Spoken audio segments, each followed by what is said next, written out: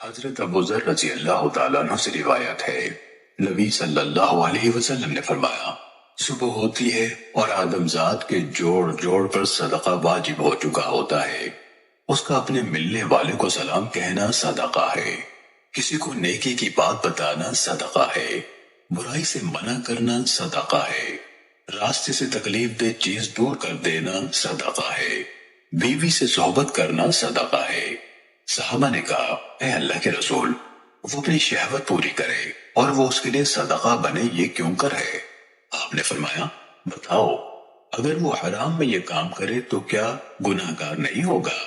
یعنی اس کے بالمقابل حلال سے اپنی خواہش پوری کرنا ثواب اور صدقہ ہوا۔ آپ نے فرمایا، ان سب کاموں سے اس کے لیے چاش کی 2 رکعتیں کفایت کر جاتی ہیں۔ سننے ابو داود حدیث نمبر 5203